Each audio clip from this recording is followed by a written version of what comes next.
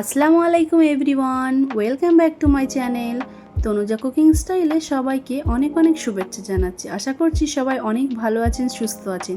আর আজকে আমাদের recipe mutton curry. আলু দিয়ে মটন কারি আপনারা অনেকবার বানিয়েছেন, বাট একবার এই পদ্ধতিতে ট্রাই করে দেখুন।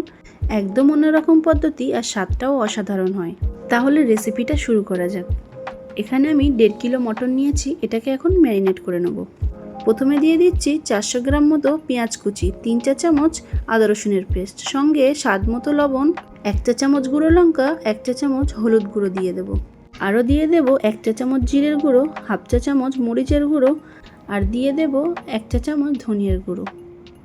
সঙ্গে একটু সর্ষের তেল দিয়ে মটনটাকে মশলাগুলোর সঙ্গে ভালো করে মাখিয়ে নেব। আর হ্যাঁ, যারা আমার চ্যানেলে নতুন অবশ্যই সাবস্ক্রাইব করবেন আর পাশে থাকা বেল আইকনটা অবশ্যই প্রেস করবেন। এতে করে কি হয়, আমার ভিডিও আপলোড দেওয়া মাত্রই আপনার কাছে পৌঁছে যাবে।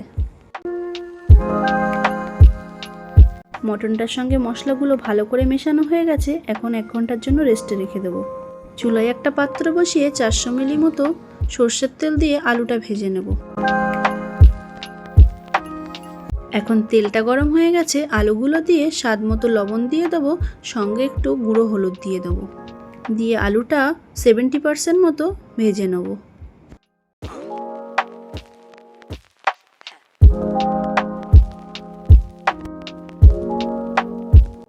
আলুগুলো ভাজা হয়ে গেছে, এখন তুলে নেব।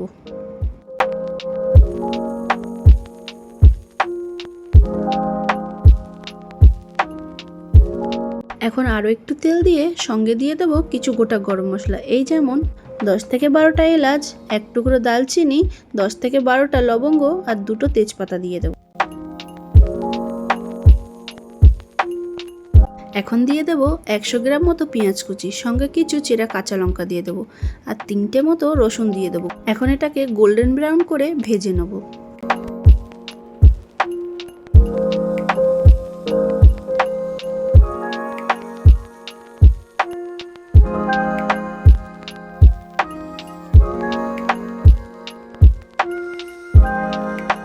দেখুন কত সুন্দর গোল্ডেন ব্রাউন করে ভাজা হয়ে গেছে।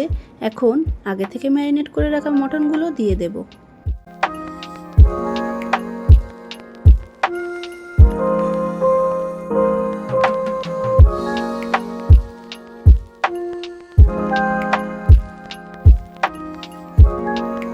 দেখুন মটন থেকে কতটা জল বার হয়েছে, এটাকে এখন ভালো করে কষিয়ে নেব।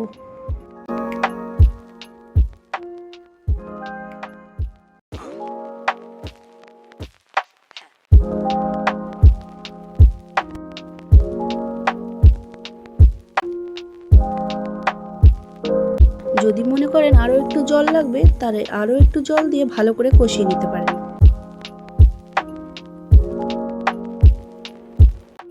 ভালো করে কষানো হয়ে গেছে, এখন গ্রেভির জন্য আরও একটু জল দিয়ে ফুটিয়ে নেব।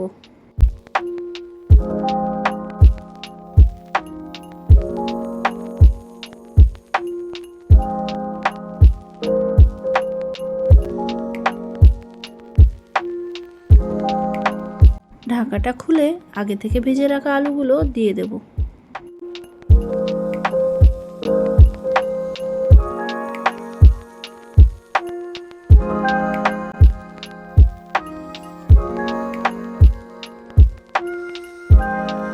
আর সঙ্গে কিছু গোটা কাঁচা লঙ্কা দিয়ে 20 মিনিট মতো লো ফ্লেমে কুক করে নেব। 20 মিনিট পর ঢাকাটা খুললেই সুন্দর একটা গন্ধ আসছে। আর দেখুন কালারটাও কতটা সুন্দর এসছে। আমাদের মটন কারি কিন্তু পারফেক্টলি রেডি হয়ে গেছে। এখন এটাকে পরিবেশন করুন গরম ভাত, পরোটা বা তন্দুরি রুটির সঙ্গে। আমার তো বেশ ভালো লাগে গরম ভাতে মটনের এই রেসিপিটা। অবশ্যই একবার হলেও বাড়িতে বানিয়ে জানাবেন কেমন হয়েছে মটনের এই রেসিপিটা। আশা করছি সম্পূর্ণ এই রেসিপিটা আপনাদের ভালো লাগবে। আর যদি ভালো লেগে থাকে অবশ্যই একটা লাইক করবেন। আর প্রত্যেকবারের মতো বলবো, ভালো থাকবেন, সুস্থ থাকবেন। আল্লাহ হাফিজ।